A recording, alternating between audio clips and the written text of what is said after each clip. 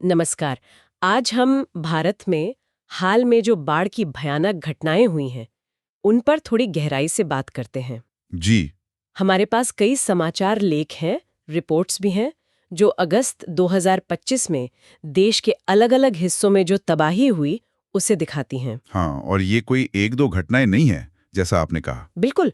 जरा सोचिए, जम्मू कश्मीर में वो मचेल माता यात्रा मार्ग, दोपहर के खाने का वक्त था, तीर्थयात्री एक लंगर में थे और अचानक बाढ़ आई, सब बह गया। बहुत ही दुखद। तो चलिए इन स्रोतों को जरा ठीक से देखते हैं, समझते हैं कि असल में हुआ क्या। हाँ, ये समझना जरूरी है कि ये अलग अलग घटनाएं नहीं है। मतलब बहुत कम समय में देश के अलग अलग भूगोल में पहाड़, शहर, सब जगह ये गंभीर आपदाएं आई। सही। इन स्रोतों से हम कोशिश करेंगे कि इनका पैमाना, इनका असर वो समझ सकें। बिल्कुल। तो सबसे पहले जम्मू कश्मीर चलते हैं। किश्तवाड़ जिला। जी, चसोती गांव। हाँ, 14 अगस्त 2025 चसौती गांव, वो मचेल माता यात्रा मार्ग पर ही, यहाँ बादल फटने से जो बाढ़ आई वो भयानक थी। Flash flood. हाँ, आंकड़े तो मतलब रोंगटे खड़े कर देते हैं। करीब 60-65 लोगों की मौत, ओह। 300 से ज्यादा घायल और 200 से ज्यादा लोग अब भी लापता बताए जा रहे हैं। अल्लाह पता है। और ये शुरुआती आंकड़े हैं शायद। हाँ। वो लंगर, एक सुरक्षा चौकी, गाड़ियां, सब कुछ पल भर में बह गया। बहुत बहुत भयावह है। जी। और ये जो अचानक आई बाढ़ थी, फ्लैश फ्लड जिसे कहते हैं, ये बादल फटने से हुई। हाँ। मतलब बहुत कम समय में एक छोटी सी जगह पर जबरदस्त बारिश इतनी तेजी से आती है कि संभलने का मौका ही नहीं मिलता। बिल्कुल। जाहिर है बचाव का काम तो बड़े पैमाने पर चल रहा होगा। एनडीआरएफ, एसडीआरएफ, हाँ। राष्ट्रीय और राज्य आपदा प्रतिक्रिया बल, सेना, वायुसेना सब जुटे हुए हैं। जी। और सरकार ने भी मदद का भरोसा दिया है, जो ऐसी घड़ी में बहुत जरूरी होता है। सही कहा। अब देखिए, पहाड़ों की इस तबाही से एकदम अलग तस्वीर वो हमें मुंबई में मिली। हाँ, महानगर में 16 अगस्त 2025 भारी मानसूनी बारिश, शहर का हाल बेहाल हो गया। सड़कें तो जैसे नदियां बन गईं, लोकल ट्रेनों के ट्रैक पानी में डूब गए। मुंबई में तो ये मॉनसून में अक्सर चुनौती बन जाता है। हाँ, और दुख की बात यह कि विक्रोली के वर्षा नगर में जमीन खिसकी, लैंडस्लाइड हुई। अच्छा। 2 लोगों की जान चली गई और 2 घायल भी हुए। तो ये देखिए, पहाड़ी इलाके की आपदा से ये कैसे अलग है। एक घना शहर, पानी निकासी का सिस्टम, जब इतनी जोरदार बारिश हो तो वो जवाब दे जाता है। सही। अधिकारियों को रेड अलर्ट भी जारी करना पड़ा था। मतलब सबसे गंभीर खतरे की चेतावनी। हाँ, इमरजेंसी सेवाएं फौरन हरकत में आई। ये दिखाता है कि शहरों को भी कितनी तैयारी चाहिए। बिल्कुल, हर जगह अपनी चुनौतियां हैं। और फिर उत्तराखंड का जिक्र भी जरूरी है। उत्तरकाशी। जी, दरली गांव। 5 अगस्त 2025 यहाँ भी तबाही हुई।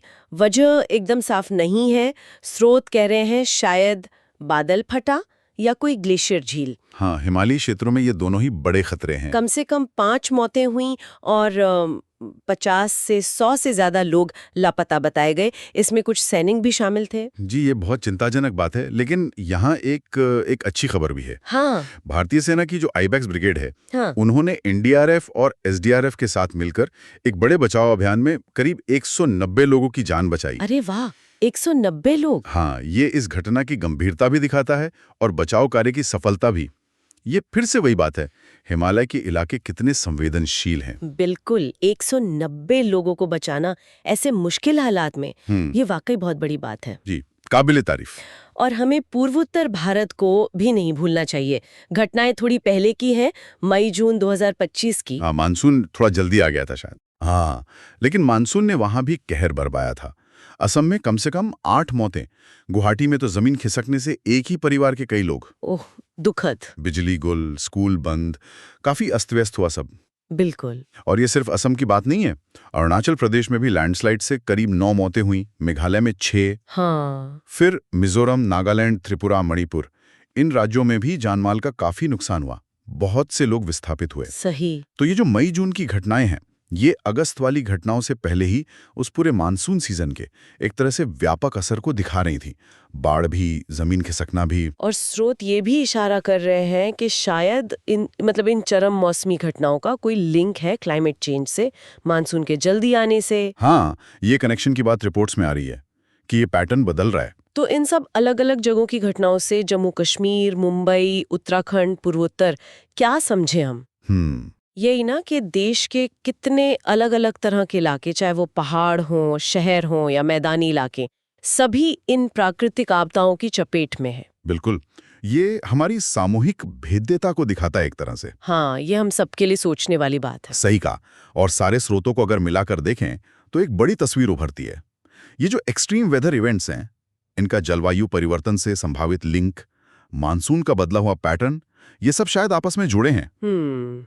और इससे एक जरूरत तो बिल्कुल साफ दिखती है, हमें ज्यादा मजबूत इंफ्रास्ट्रक्चर चाहिए। हाँ, जो ये सब झेल सके। जी। बेहतर पूर्व चेतावनी प्रणाली, अर्ली वार्निंग सिस्टम्स और शहरों और पहाड़ी इलाकों के लिए ज्यादा सोची समझी विकास योजनाएं। ऐसे नहीं कि कहीं भी कुछ भी बना दिया। तो आखिर में एक सवाल मन में आता है कि जब ऐसी आपदाएं अलग अलग तरह के इलाकों में बार बार और अलग अलग तरीकों से आ रही हैं, तो क्या समुदायों को, अधिकारियों को सिर्फ मौसम आने पर रिएक्ट करने के बजाय तैयारी के बारे में अपनी सोच में कुछ बुनियादी बदलाव लाने की जरूरत है? ये एक अहम सवाल है। मतलब सिर्फ प्रतिक्रिया नहीं, बल्कि एक प्रोएक्टिव, एक पहले से सोचने वाली अप्रोच, शायद इसकी जरूरत है अब। हाँ, ये सोचने पे मजबूर करता है।